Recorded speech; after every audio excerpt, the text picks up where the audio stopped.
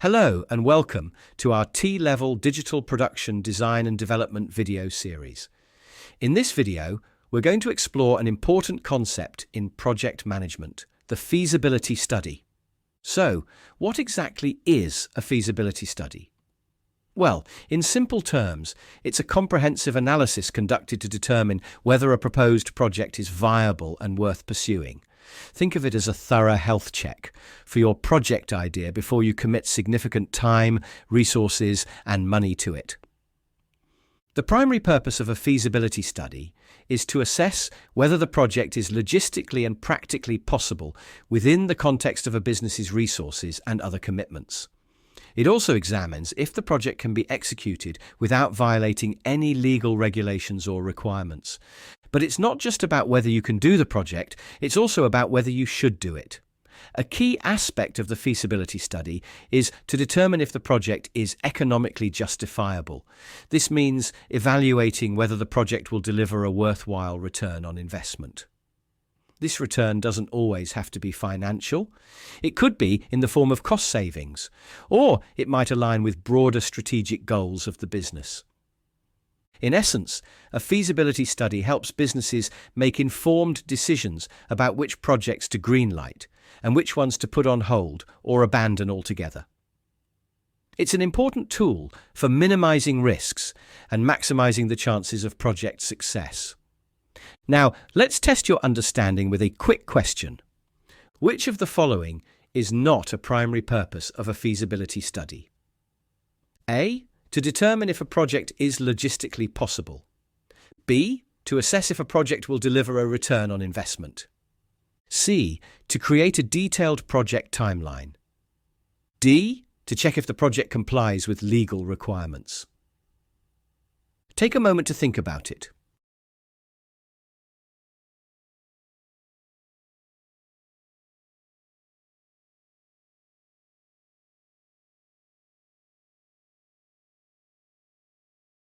The correct answer is C, to create a detailed project timeline.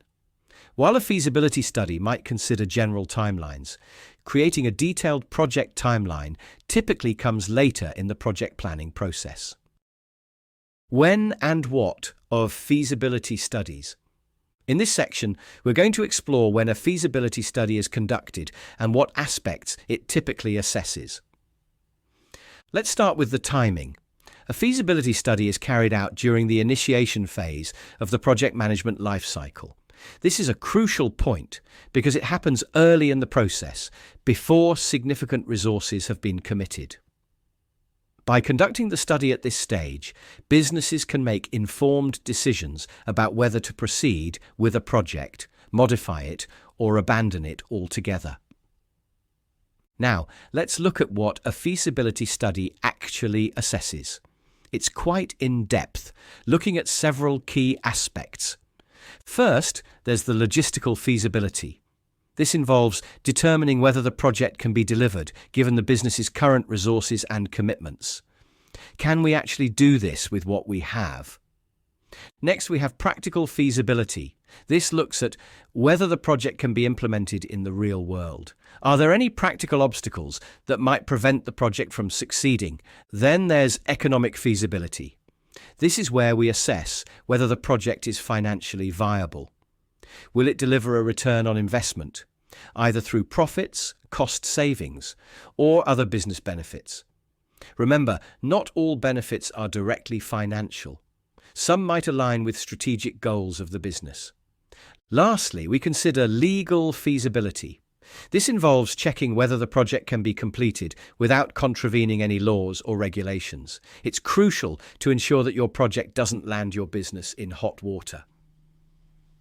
By assessing all these aspects, a feasibility study provides a comprehensive view of whether a project is viable and worth pursuing. One of the key benefits of a feasibility study is its ability to highlight potential issues and problems before a project begins. By identifying these risks early, the project team can develop strategies to mitigate them. This proactive approach can save time, money, and a lot of headaches down the line. When it comes to resources, feasibility studies take a comprehensive look at what's needed to make a project successful. They consider three main categories. People. Do we have the right team with the necessary skills? Do we need to hire additional staff or provide training? Budget. Is there sufficient funding available for the project? Are there any potential cost overruns we need to plan for? Technology. Do we have the necessary hardware and software? Will we need to invest in new technology? By thoroughly assessing these resources, project managers can ensure they have everything they need before the project starts, or identify gaps that need to be addressed. But a good feasibility study doesn't just look at the project in isolation. It also considers the wider context. How does the project schedule overlap with other projects and commitments? Will this project put strain on other areas of the business? How does it fit in with the company's overall digital roadmap? This broader perspective is critical. If a project is likely to impact other areas of the business, relevant stakeholders should be consulted and measures put in place to limit any negative impacts. Now, let's test your understanding with a question.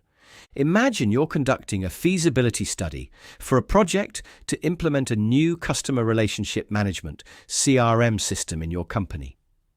The system will be used across multiple departments, including sales, marketing, and customer service. What potential issues or risks might you identify in your feasibility study? How would you assess the resource requirements? And what wider context considerations would you need to take into account? Take some time to think about your answer. Consider the various aspects we've discussed: potential problems, resource needs, people, budget, technology, and how this project might impact the wider business.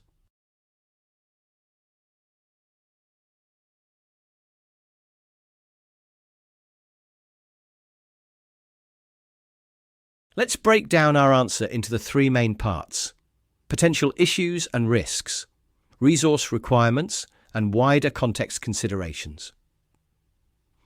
First, let's consider potential issues and risks. One significant risk could be data migration from the old system to the new CRM. There's always a chance of data loss or corruption during this process. User adoption might be another challenge. Staff across different departments may resist change or struggle to adapt to the new system. Integration with existing software and systems could pose technical challenges. Compatibility issues might arise, potentially disrupting workflows. There's also the risk of project scope creep. As different departments get involved, they might request additional features, potentially extending the timeline and budget. Now, let's look at how we'd assess resource requirements. For people, we'd need to consider the IT team for implementation, trainers for staff education, and representatives from each department to provide input on their specific needs. Budget-wise, we'd need to account for the software cost, any necessary hardware upgrades, staff training, and potential productivity dips during the transition period. In terms of technology, we'd need to assess our current infrastructure. Can our servers handle the new system? Do we need to upgrade any hardware? Are our network capabilities sufficient? Lastly, let's consider the wider context. We'd need to look at how this project aligns with the company's overall digital strategy. Does it support our long-term goals? We should consider the project's timing in relation to other ongoing or planned projects. Are there any conflicts or dependencies? It's crucial to think about the impact on day-to-day operations. How can we minimize disruption during implementation? We should also consider the competitive landscape. Will this new CRM give us an edge over competitors, or are we just catching up? Lastly, we need to think about scalability. Will this CRM support our growth plans for the next few years? By considering all these factors, we can conduct a comprehensive feasibility study that not only assesses the viability of the project, but also sets us up for successful implementation if we decide to proceed.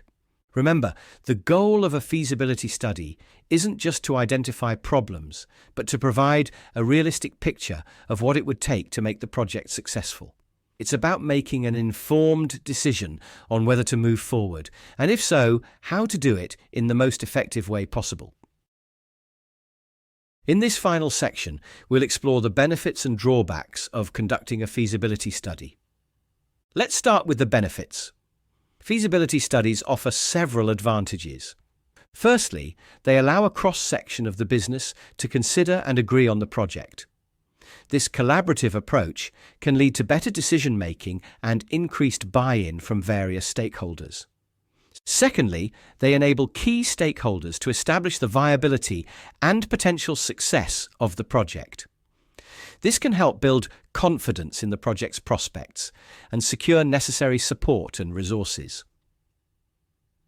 Thirdly, as we discussed earlier, feasibility studies preempt issues and problems, allowing the project team to mitigate or minimize them before they become major obstacles. Another benefit is that feasibility studies can help determine if a project should be delayed until further resources become available. This might include waiting for additional funding, allocating more time, or ensuring access to people with specialist skills. Lastly, feasibility studies provide a risk-return on investment analysis. This helps businesses determine if the potential returns outweigh the risks involved. However, it's important to note that feasibility studies also have some drawbacks. One significant drawback is that they can be time-consuming. In fast-paced business environments, there may not always be sufficient time or expertise available to carry out a detailed study. Another limitation is that feasibility studies are typically documented analyses. While they may identify potential issues and risks, they might not capture problems that only become apparent when the project is underway in real time. To address this, the best feasibility studies often include simulations where appropriate, especially for projects that are new or unfamiliar to the business. Finally, depending on the industry and the complexity of the project, feasibility studies can be expensive. This cost needs to be weighed against the potential benefits and the scale of the project. In conclusion, while feasibility studies have their limitations, they remain a valuable tool in project management. They provide crucial insights that can guide decision-making, improve project planning, and ultimately increase the chances of project success. That brings us to the end of our exploration of feasibility studies. In our next video, we'll be looking at how to analyze risks, constraints, and dependencies in project management. Thank you for watching, and we'll see you in the next video.